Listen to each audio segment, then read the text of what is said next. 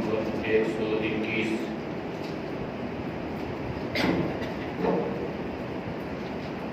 آیت نمبر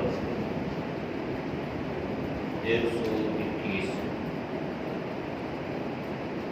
اعوذ باللہ من الشیطان الرجیم بسم اللہ الرحمن الرحیم ولا ينفقون نفقة صغيرة ولا كبيرة ولا يقطعون واديا إلا كتب لهم ليجزيهم الله أحسن ما كانوا يعملون وما كان المؤمنون لينفروا كافة فلولا نفر من كل فرقة منهم طائفة ليتفقهوا في الدين ولينذروا قومهم إذا رجعوا إليهم لعلهم يحذرون صدق الله العظيم. ترجمہ ولا ينفقون اور خرچ نہیں کرتے نافقۃ کوئی چیز خرچ کرنا صغیرۃ چھوٹی ہو ولا کبیرۃ اور نہ بڑی ولا یقطعون اور طے نہیں کرتے وادیاً کسی وادی کو الا مگر کتب لہم ان کے لیے لکھ دی جاتی ہے لیجزیہم اللہ اللہ انہیں بدلہ دے گا احسن بہت بہترین بہت اچھا ما کانوا یعملون جو وہ کرتے رہے وما کان المؤمنون اور نہیں ہے ایمان والوں کے لیے لینفروا کہ کوچ کریں کافتاً سارے کے سارے فلولا پس کیوں نفر نکلا من کلی ہر ایک فرقہ فرقے سے منہم ان میں سے طائفۃ ایک جماعت لیتفقہوا تاکہ سوجھ بوجھ حاصل کرے فی الدین دین میں ولینذروا اور ڈرائے قومہم اپنے قوم کو اذا رجعوا جب پلٹ کر جائیں الیہم ان کی طرف لعلہم یحذرون تاکہ وہ گناہوں سے بچتے رہیں. آیات کا ماقبل آیات کے ساتھ تعلق یہ تھا کہ جہاد والے مجاہدین جب سفر پر نکلتے ہیں اور سفر میں انہیں جو بھوک پیاس مشقت جو مصیبت جو پریشانی جو دکھ اٹھانا پڑتا ہے ایک ایک قدم پر اللہ انہیں اجر عطا فرماتا ہے. جو رہ گئے وہ اس بہترین اجر سے محروم ہو گئے. اب اس کا کوئی ازالہ نہیں ہے, توبہ بھی کرے استغفار بھی کرے لیکن اب یہ انہیں اجر نہیں مل سکتا. پھر اللہ نے فرمایا کہ یہ جو مجاہدین ہیں جہاد والے ہیں اللہ کے راستے میں نکلتے ہیں وَلَا يُنْفِقُونَ نَافَقَةً یہ خرچ نہیں کرتے کوئی چیز بھی صغیرۃ ولا کبیرہ چھوٹی ہو یا بڑی ہو کوئی بھی چیز جو یہ خرچ کرتے ہیں وَلَا يَقْطَعُونَ وَادِيًا اور کوئی بھی وادی کوئی بھی راستہ یہ طے کرتے ہیں اس کو کاٹتے ہیں اِلَّا كُتِبَ لَهُمْ مگر اللہ نے ان کے لیے لکھا ہے. کیا لکھا ہے؟ لِيَجْزِيَهُمُ اللَّهُ تاکہ اللہ انہیں جزا دے. یعنی مجاہدین جب اللہ کے راستے میں نکلتے ہیں اور اللہ کے راستے میں نکلنے کے بعد جب یہ کوئی چیز خرچ کرتے ہیں چاہے وہ مقدار کے اعتبار سے کم ہو یا زیادہ ہو وہ چھوٹی ہو یا بڑی ہو چاہے وہ سوئی کے ناکے ہی جتنی کیوں نہ ہو، اپنی گنجائش اپنی استطاعت کے مطابق وہ خرچ کرتے ہیں، تو اس پر بھی اللہ انہیں بہت بڑا اجر عطا فرماتا ہے۔ پھر جو یہ راستہ طے کرتے ہیں، کوئی وادی طے کرتے ہیں، کسی گھاٹی سے یہ گزرتے ہیں، کوئی راستہ طے کرتے ہیں، تو آپ صلی اللہ علیہ وسلم کے فرمان کے مطابق اللہ ان کے ایک ایک قدم پر کئی کئی نیکیاں انہیں عطا فرماتا ہے، کئی خطائیں کئی گناہ اللہ ان کی معاف فرما دیتا ہے۔ یعنی یہ نکلنا یہ اتنا بڑا عظیم اجر ہے، اتنا عظیم یہ ثواب ہے، فرمایا کہ اس کا تو کوئی بدل بھی نہیں، اس کا کوئی بدل نہیں ہے جو اللہ کے راستے میں نکل کر انسان کو اجر ملتا ہے۔ اسی لیے حضرت عمر بن عبدالعزیز جو عمر ثانی کہلائی، یعنی حضرت عمر کے بعد اگر خلافت میں کسی کا بہترین زمانہ گزرا ہے عدل و انصاف کے اعتبار سے، تو وہ حضرت عمر بن عبدالعزیز رحمہ اللہ کا زمانہ ہے۔ تو حضرت عمر بن عبدالعزیز ایک ناصر قسم کے انسان تھے، بادشاہ۔ جب اللہ نے انہیں خلافت عطا کر دی تو گویا انہوں نے سب کچھ دنیا کی بادشاہت کو ٹکرا دیا، اپنا سارا مال جتنا بھی تھا بیت المال میں انہوں نے جمع کروا دیا۔ ان کی جو اہلیہ تھی حضرت فاطمہ بنت ملک، مورخین نے لکھا کہ 5 پشتوں سے ان کے خاندان میں بادشاہ چلی آ رہی تھی۔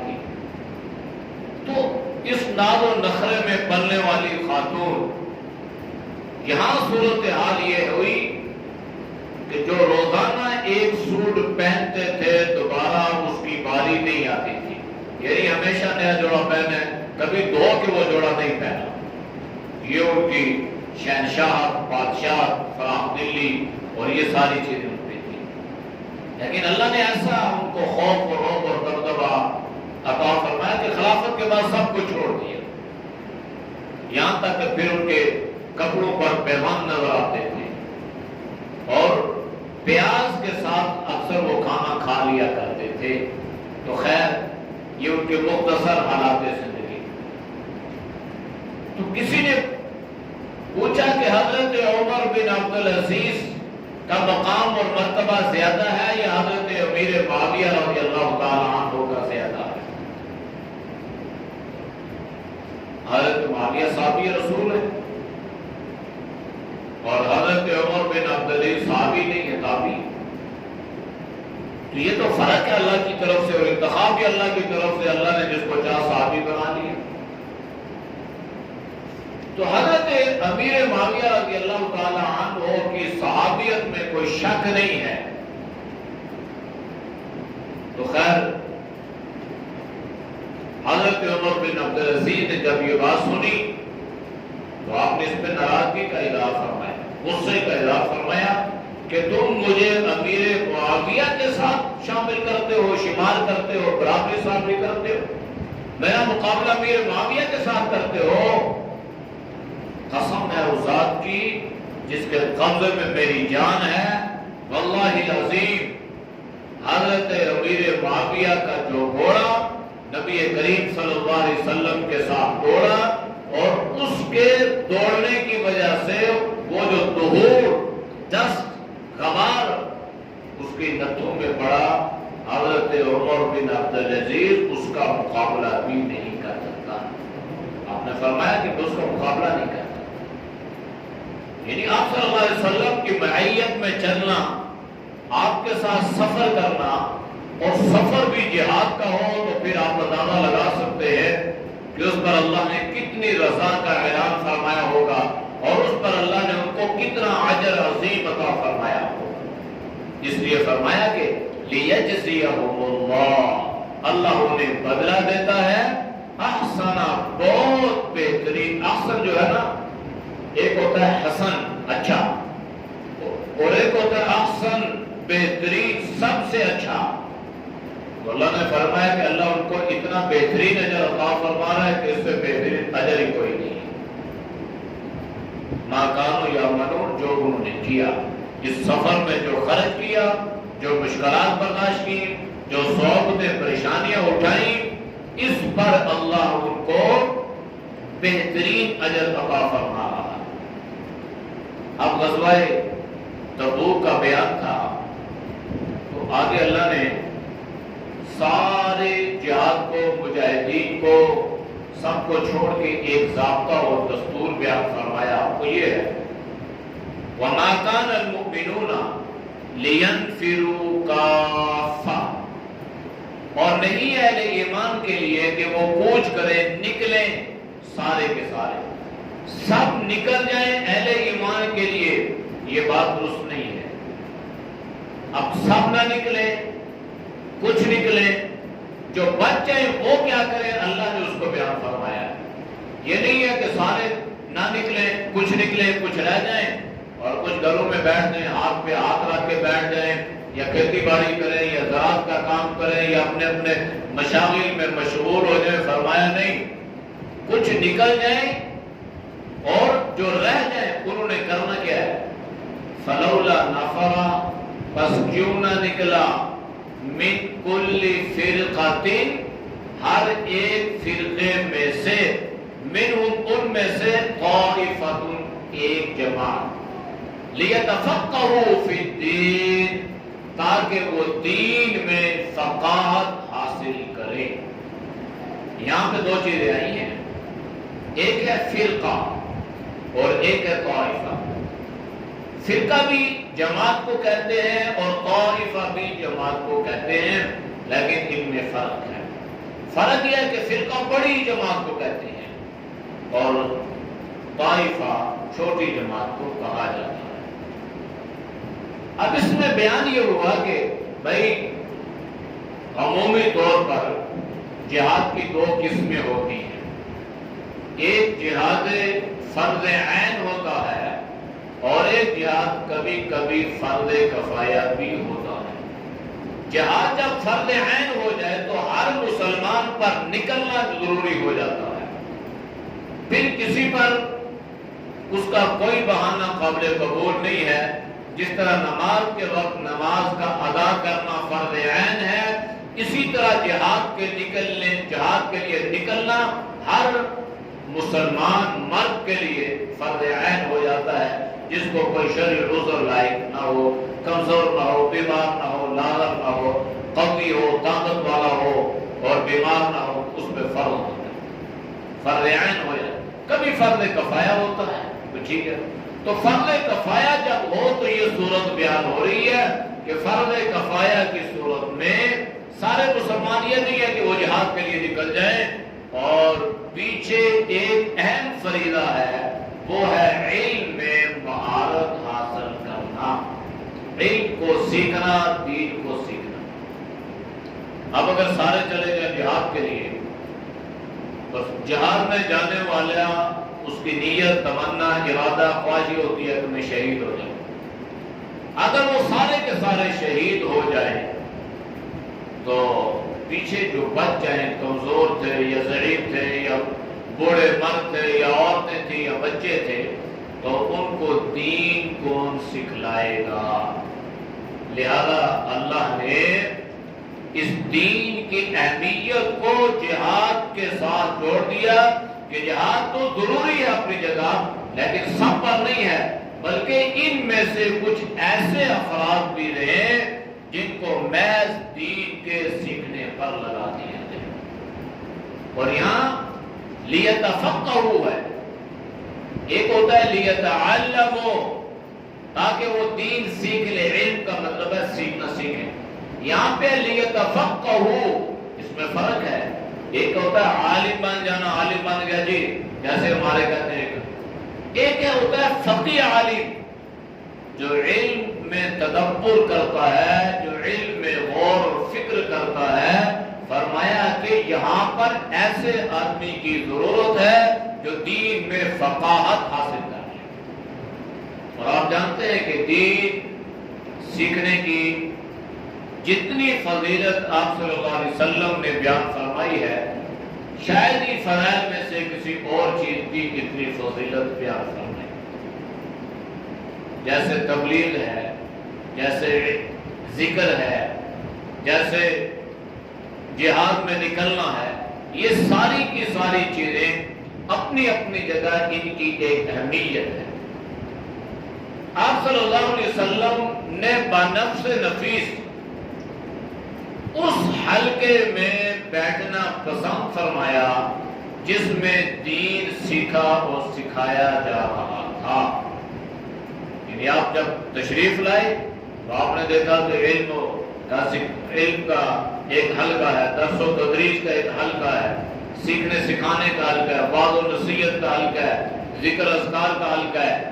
یہ مسجد نبوی میں مختلف حلقے لگتے تھے، بعض صحابہ بیٹھے ہیں درس و تدریس میں مشغول ہیں، سیکھنے سکھانے کا عمل ہے، بعض ذکر اذکار میں ہیں، بعض وعظ و نصیحت میں لگے ہوئے ہیں۔ تو آپ صلی اللہ علیہ وسلم تشریف لائے، آپ نے سب کو دیکھا اور آپ نے ارشاد فرمایا کہ سارے کے سارے خیر پر ہیں، سارے کے سارے حق پر ہیں، لیکن آپ کس حلقے میں جا کے بیٹھے جس میں دین سیکھنے سکھانے کا عمل جاری تھا۔ اور آپ نے پھر فضیلت بیان فرمائی، آپ نے ارشاد فرمایا کہ جو آدمی دین سیکھتا ہے، جو سیکھ رہا دین، آپ نے فرمایا کہ اس کے لیے فرشتے اپنے پر بچھا دیتے ہیں۔ یعنی اس کا اتنا اعزاز اور اکرام اللہ کے ہاں ہوتا ہے، جیسے ہمارے ہاں یہ ریڈ کارپیٹ بچھائے جاتے ہیں، جناب کوئی آ رہا ہے وی آئی پی آدمی، کوئی بادشاہ، اس کے استقبال کے لیے قالینیں بچھائی جاتی ہیں، تو اس طرح فرشتے اس کے لیے یہ اپنا پر بچھاتے ہیں۔ اور آپ نے فرمایا کہ زمین اور آسمان کی ساری مخلوقات اس کے لیے استغفار کرتی رہتی ہے، یہاں تک کہ مچھلیاں پانی میں اور کیڑے مکوڑے اپنے اپنے سوراخوں میں۔ اللہ کے نبی نے فرمایا یہ صرف سیکھنے کی فضیلت ہے، اور جب تک یہ سیکھنے کا حلقہ قائم رہتا ہے تب تک اللہ ان کو اسی کام میں مشغول رکھتا ہے۔ بھائی یہ جتنے سیکھ رہے ہیں ان کے لیے آپ نے استغفار کر دی ہے، تو فرشتوں کی استغفار اللہ قبول کرتا ہے، اور یہ جتنی بھی مخلوقات زمینی اور آسمانی یہ گناہ تو ہوتے نہیں ہیں، ان سے گناہ تو کرتے نہیں ہیں، تو اللہ ان کی استغفار کو سیکھنے سکھانے والوں کے حق میں قبول کرتا ہے۔ اس لیے آپ نے اگر تاریخ پڑھی ہو تو ہمارے جتنے اکابرین و علماء گزرے ہیں وہ سیکھنے کے اتنے ان میں پیاس تھی کہ ایک ایک حدیث مبارک سیکھنے کے لیے انہوں نے کئی دنوں کا سفر کیا، ایک حدیث سیکھنے کے لیے۔ بڑے بڑے علماء کے واقعات ملتے ہیں، یہ جو علم اللہ نے ہمیں عطا فرمایا، ہمارے علماء ہمارے اساتذہ فرمایا کرتے تھے کہ یہ ایسا ہے جیسے کھانا بنا کے نوالا بنا کے آپ کے منہ میں رکھ دیا گیا ہو، بس آپ نے اس کو چبا کے اپنے حلق سے نیچے اتارنا، ورنہ اس کے لیے بڑی محنتیں، بڑے اسفار، بڑی مشقتیں اور بڑی صعوبتوں کو برداشت کی جاتی ہیں۔ یہ ایسے علم نہیں آ گیا، اس کے لیے بڑا قربانیاں ہیں اس کے پیچھے۔ آپ دور نہ جائیں، آپ بر صغیر پاک کو ہند میں شاہ ولی اللہ محدث دہلوی رحمۃ اللہ علیہ کے خاندان کو دیکھ لیں۔ شاہ ولی اللہ محدث دہلوی رحمۃ اللہ علیہ کے ساتھ کیا سلوک ہوا کہ شاہ ولی اللہ کی انگلیاں لوگوں نے کاٹ دی تھی۔ جب آپ نے قرآن کی تفسیر لکھی الفوز الکبیر، سب سے پہلے عربی سے فارسی زبان میں تفسیر لکھنے والے شاہ ولی اللہ محدث دہلوی ہیں۔ جب ہندوستان میں فارسی لوگ سمجھتے تھے، ایران، ہندوستان، خراسان، یہ سارے، تو جب یہ ان کے سامنے یہ چیز آئی، انہوں نے کہا یہ شرک یہ ہے اور بدعات یہ ہیں اور قرآن یہ کہہ رہا ہے، یہ ساری جب انہوں نے کھول کے بیان کی تو لوگوں نے آپ پہ غصہ اس انداز سے اتارا کہ انہوں نے حضرت شاہ ولی اللہ رحمہ اللہ کے انگوٹھے کاٹے، پھر انگلیاں بھی کاٹی۔ یہ مصیبت اور پریشانی ان پہ آئی، پھر ان کے خانوادے، ان کے خاندان والوں پہ کیا کیا مصیبتیں نہیں آئی، لیکن انہوں نے قرآن کی خدمت کو نہیں چھوڑا۔ شاہ رفیع الدین، شاہ عبدالعزیز محدث دہلوی، پھر آگے ان کے اولاد شاہ اسماعیل شہید، شاہ احمد شہید، ان کی کتنی قربانیاں ہیں، کتنی محنتیں ہیں، کتنی مشقتیں ہیں، جہاد کیا، سب کچھ اللہ نے یہ دین جو ہے یہ ہم تک پہنچایا۔ برصغیر پاک و ہند میں شاہ ولی اللہ محدث دہلوی رحمۃ اللہ علیہ کی بڑی قربانیاں ہیں۔ تو خیر یہ کہ اللہ نے حکم یہ دیا کہ علم کو سیکھنا ہے۔ یہ آپ صلی اللہ علیہ وسلم نے ایک حدیث میں اللہ کے نبی کے سامنے بنی اسرائیل کے 2 عابدوں کا ذکر ہوا، 2 آدمی کا ذکر ہوا، تو فرمایا کہ اللہ کے نبی ایک آدمی ایسا ہے کہ جو دن بھر روزہ رکھتا تھا اور رات کو اللہ کی پوری رات اللہ کی عبادت میں مصروف، دن بھر روزہ ہے، رات میں عبادت ہے۔ اور بنی اسرائیل کے جو روزے تھے وہ ہماری طرح کے نہیں تھے، سحری سے افطاری، ان کے روزوں کی ترتیب اور زیادہ تھی اور ان پر اور مشکلات تھی، ہماری طرح ان پہ آسانیاں بھی نہیں تھی کہ ہم افطاری سے سحری تک کھاتے رہے، ان کے لیے یہ بھی نہیں تھا۔ لیکن پھر بھی اللہ کی رضا اور اللہ کا قرب حاصل کرنے کے لیے روزہ بھی ہے، عبادت بھی ہے۔ اور ایک آدمی ایسا ہے کہ جو نماز پڑھتا ہے، فرض ادا کرتا ہے اور اس کے بعد سیکھنے سکھانے میں مشغول ہو جاتا ہے۔ آپ صلی اللہ علیہ وسلم کے سامنے جب یہ 2 باتیں آئی تو اللہ کے نبی نے فرمایا کہ وہ آدمی اس عبادت عابد سے، اس عبادت گزار سے 1000 درجہ بہتر ہے جو اپنے فرائض ادا کر کے علم سیکھنے میں مشغول ہو جاتا ہے۔ تو یہ سیکھنا اور سکھانا جو ہے نا، جہاد کے بعد، مجاہدین کے بعد اللہ کے نبی نے فرمایا کہ اگر جنت کا آسان راستہ تلاش کرتے ہو تو آپ نے فرمایا کہ وہ علم کا راستہ ہے۔ علم سیکھتے سیکھتے انسان دنیا سے رخصت ہو گیا تو گویا اللہ اس کے لیے جنت کا راستہ آسان فرما دیتے ہیں۔ تو اس لیے آپ حضرات یہ بھی نیت کیا کریں کہ ہم سیکھ رہے ہیں، اور جب یہ نیت ہوگی تو اگر اللہ ہمیں موت تو یقینی چیز ہے، آج نہیں تو کل، وہ تو سکھانے والوں کو بھی آتی ہے، جو سیکھ رہے ہیں انہیں بھی آتی ہے۔ تو جب اللہ ہمیں اس حالت میں موت عطا کرے گا تو پھر اللہ سے ہمیں امید اور قوی یقین ہے کہ اللہ ہمارے لیے جنت کا راستہ آسان فرمائے۔ اس لیے اللہ نے بھارت امت کو یہ ترغیب دی ہے کہ ایک بڑے خاندان میں سے، ایک بڑی جماعت میں سے، ایک بڑے کنبے قبیلے میں سے چند آدمیوں کا ہونا ضروری ہے، لیتفقہوا فی الدین، تاکہ وہ دین میں فقاہت حاصل کر لیں، صحیح قوی دین ان کو حاصل ہو جائے۔ پھر کیا کریں؟ اب دین حاصل کرنے کے بعد خاموش نہیں رہنا بھائی، بیٹھ نہیں جانا، بلکہ کرنا کیا ہے؟ وَلِيُنذِرُوا قَوْمَهُمْ، اپنی قوم کو اس کی تبلیغ کرنی ہے، قوم کو اللہ کے احکامات پہنچانے ہیں اور ان کو ڈرانا ہے کہ بھائی یہ عمل شریعت کے مطابق ہے اور یہ غیر شرعی عمل ہے۔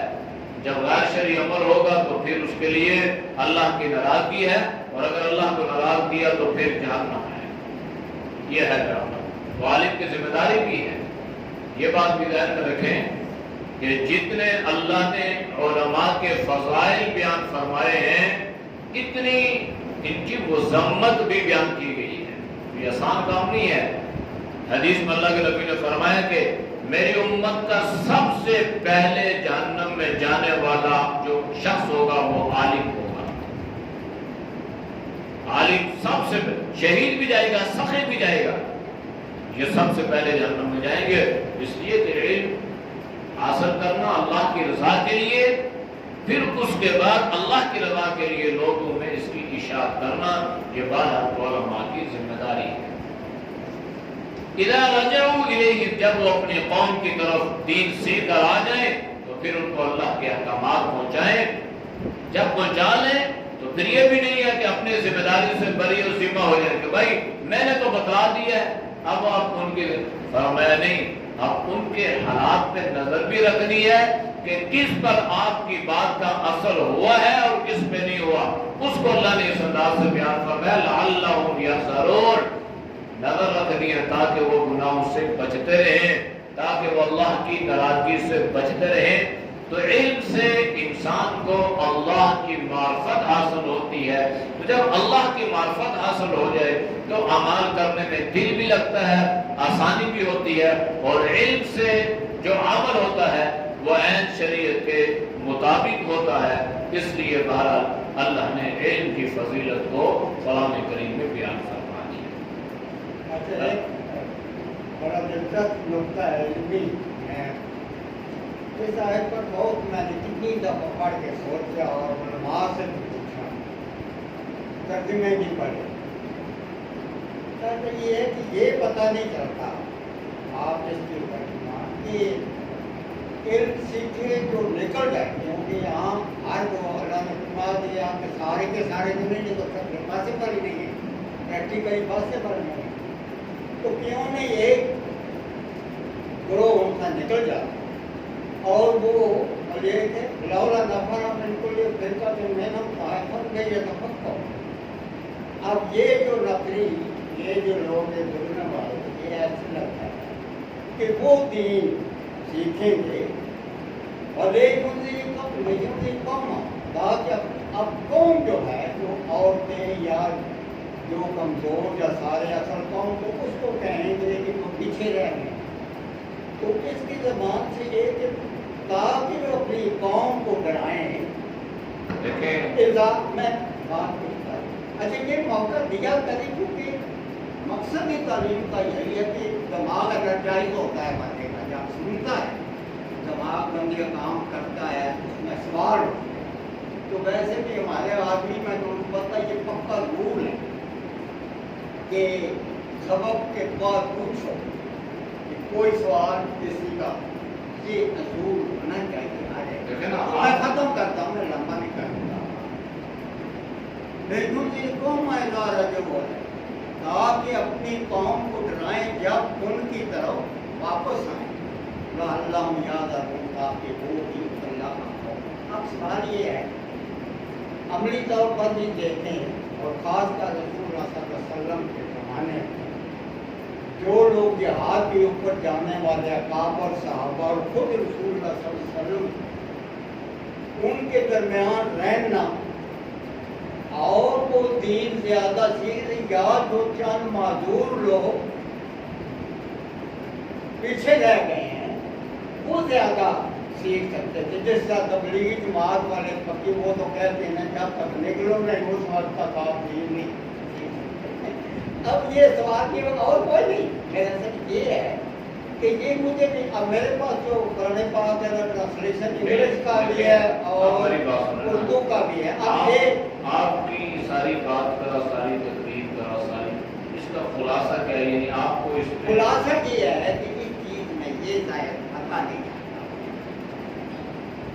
کہ جو لوگ نکلنے والے ہیں وہ دین سیکھ جائیں گے اور وہ پیچھے رہ گئے ہیں، ان کو آگے ڈرائیں گے اور اللہ کا کھاؤ کرائیں گے، یا جو پیچھے رہ گئے ہیں تو ضروری نہیں کچھ وہ علماء ہی کون کے انہوں نے پیچھے چھوڑے ہیں، اور وہ کتابوں سے، اور ویسے بھی دین جو پریکٹس سے جو بندہ سیکھتا ہے وہ پڑھ کے کتابوں سے نہیں سیکھتا۔ تو یہ میرا بات یہ ہے کہ یہ فرق نہیں ہوتا کہ وہ جو دین سیکھ کے واپس آ کے ڈرانے والا وہ نکلنے والے ہیں یا پیچھے رہ جانے والے۔ آپ اس زبان سے نا، اس زبان سے آپ کیا سمجھ؟ لیکن بات یہ ہے کہ قرآن کریم کا یہ جو ترجمہ آپ نے سنا کہ وَلِيُنذِرُوا قَوْمَهُمْ، تاکہ وہ اپنی قوم کو ڈرائیں، اِذَا رَجَعُوا إِلَيْهِمْ، جب یہ لوگ اپنی قوم کی طرف لوٹ آئیں۔ کون لوٹ آئیں؟ یہ دین سیکھنے والے جب اپنی قوم کی طرف لوٹ کر آئیں۔ ان کی جو ذہن میں بات آ رہی ہے وہ یہ ہے کہ یہ ان کو سکھلائیں جو جہاد کے لیے گئے ہوئے ہیں، جب وہ واپس آ جائیں ان کو سکھلائیں۔ لیکن بات کا ان کا خلاصہ یہ ہے، سوال یہ ہے کہ جب آدمی دین سیکھنے کے لیے نکلتا ہے تو وہ 1 2 4 6 دنوں میں دین کو سیکھ نہیں لے گا، کیونکہ یہاں پہ لفظ لیتفقہوا فی الدین اور یہ باب تفاعل سے ہے، جس میں انتہائی مبالغہ ہے، اور میں نے ذکر یہ کیا کہ لیتعلموا یہاں پہ نہیں ہے کہ سرسری سی بات سیکھ لیں، بلکہ یہاں پر یہ ہے کہ علم میں فقاہت صحیح سوجھ بوجھ گہرائی عمیق علم حاصل کر لیں. تو جب یہ علم حاصل کرنے کے لیے نکلیں گے تو اب ان کو وقت لگ جائے گا. ہو سکتا ہے 1 سال لگ جائے, ہو سکتا ہے 2 سال لگتے ہیں, ہو سکتا ہے 3 سال لگتے ہیں. تو جو وہاں سے لوگ واپس آ رہے ہیں جہاد سے, انہیں بھی یہ سکھلائیں گے, اور جو یہاں پر موجود ہیں اپنی قوم کے جو ان کے افراد ہیں انہیں بھی سکھلائیں گے. پھر دوسری بات یہ ہے کہ یہاں پہ اللہ نے جماعت کا ذکر فرمایا ہے. تو جماعت یا فرقے میں ایک قوم کا آدمی نہیں ہوتا. جماعت میں مختلف قسم کے مختلف قوموں کے لوگ ہوتے ہیں, اور مختلف قوموں کے لوگ وہ ایک جماعت کی صورت اختیار کر لیتے ہیں. تو اس کا مطلب یہ ہوگا کہ ہمارے لالدار سے ایک آدمی گیا, وہ لالدار میں آ گیا, اسی طرح کوئی صدر سے گیا تو وہ اس کی اپنی اپنی قوم, برادری, اپنا علاقہ, اپنا کنبہ, اپنا قبیلہ ہے. اس کا مطلب یہ ہوا کہ وہ آئیں اور آ کر کے جہاں پہ بھی ان کی جو قوم, برادری, کنبہ, قبیلہ, جتنے بھی افراد وہاں پہ رہ رہے ہیں ان کو یہ دین سکھلائیں. تو انہیں بھی سکھلائیں جو جہاد پہ گئے ہوئے ہیں, وہ بھی دین سیکھنے کے محتاج ہیں. کیونکہ جو آدمی دین سیکھ لیتا ہے تو پھر اس کی ذمہ داری یہ ہو جاتی ہے کہ ہر اس آدمی کو دین سکھلائے جو دین نہیں سیکھا ہوا, چاہے وہ جہاد پہ گیا تھا, چاہے وہ جہاد پہ نہیں گیا تھا, اپنے علاقے میں موجود تھا. پر علم والے کی ذمہ داری یہ ہوتی ہے کہ وہ ہر آدمی کو دین سکھاتا رہے. تو یہ اصل دین کا اصل خلاصہ یہی ہے. ٹھیک ہو گئی بات؟ اعوذ باللہ من الشیطان الرجیم. بسم اللہ الرحمن الرحیم. ولا ينفقون نفقة صغيرة ولا كبيرة ولا يقطعون واديا إلا كتب لهم ليجزيهم الله أحسن ما كانوا يعملون. وما كان المؤمنون لينفروا كافة فلولا نفر من كل فرقة منهم طائفة ليتفقهوا في الدين ولينذروا قومهم إذا رجعوا إليهم لعلهم يحذرون. یہ جو آیت ہے نا جی, وما کان, کی ایک آیت کی جو مفسرین نے تفسیر لکھی ہے نا, اگر صرف اسی کو انسان بیان کرے تو 1 ہفتہ اس کے لیے درکار ہے. کم از کم 7, 8, 9 پیج سے کم کسی نے اس کی تفسیر نہیں لکھی ہے. اس لیے وقت کے حساب سے مختصر جو ہے وہ بات بیان کی جاتی ہے. پھر بھی اگر کسی کو کوئی بات سمجھ میں نہ آئے یا کوئی اشکال یا کوئی اعتراض اپنی سوجھ بوجھ کے مطابق ذہن میں آئے تو پوچھنے میں حرج نہیں ہے. یہ ہماری سیکھنے سکھانے کی جو نشست ہے, اس میں کوئی ایسا عیب والی بات نہیں ہے کہ کوئی معیوب بات ہو یا پوچھنے میں یا سوال کا جواب دینے میں کوئی ایسی بات ہے.